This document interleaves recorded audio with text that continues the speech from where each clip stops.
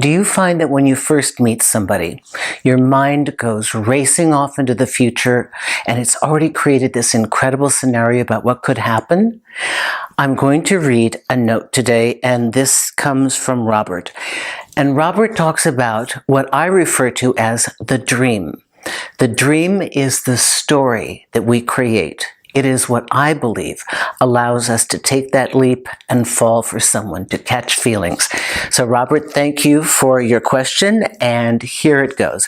Robert writes, "Hi Susan, I love your videos so much." Thank you, Robert. You talk a lot about the dream.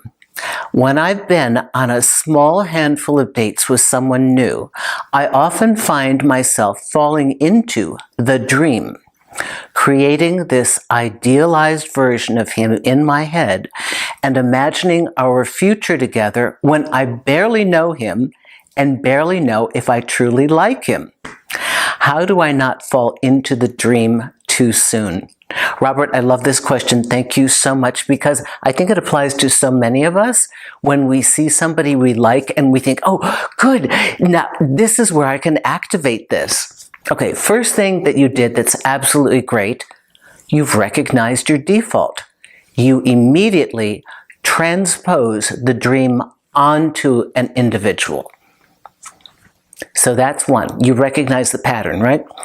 And again, here's a little confusing tip, but we have to suspend our cynicism for a moment in order to allow love in.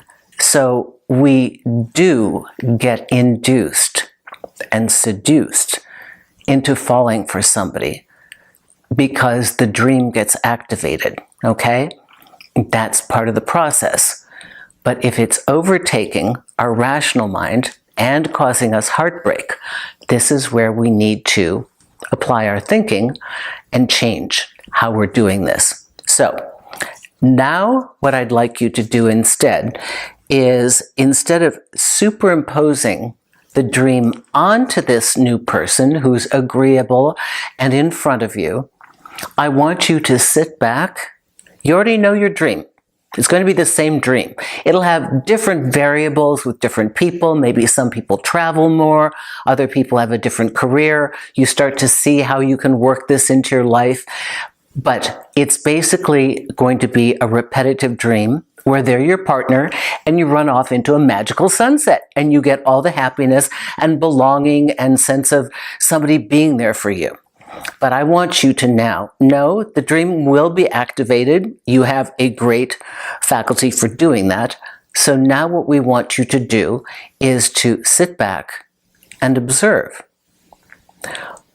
Just listen. Before you make a decision that they're the dream and you're going to put them in there, we want you to sit back and observe them and listen. Listen to what they're sharing with you, because if they're a smart dater and they're well informed as far as themselves and what they want, they should be able to share their dream with you. When you say, "What are you looking for?" Or you might say, "What's your ideal form of relationship?" And they'll tell you. So the way to stop the dream from whooping you up and putting you onto a course that you're not interested in is to sit back and observe.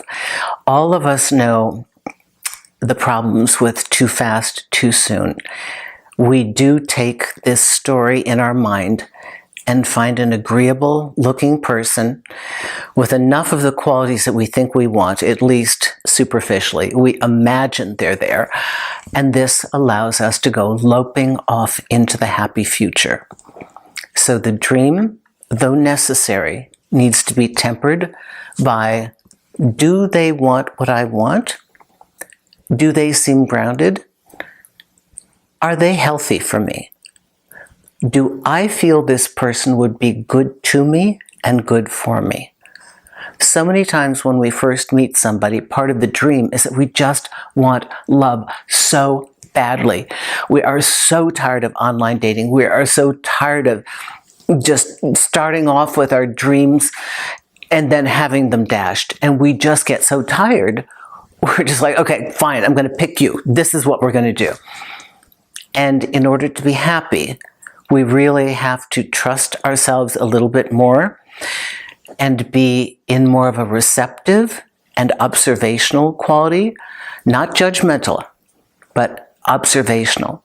And are they giving me tangible evidence that they have some of these things that I want? Are they talking the way I would imagine my partner to talk? Do they want what I want? And one of my sayings, do they want what I want, and do they want it with me? Right? So I hope this helps you. And Robert, thank you so much. And I think it's kind of cool. I tried to develop my own language for describing the very difficult things that we're going through.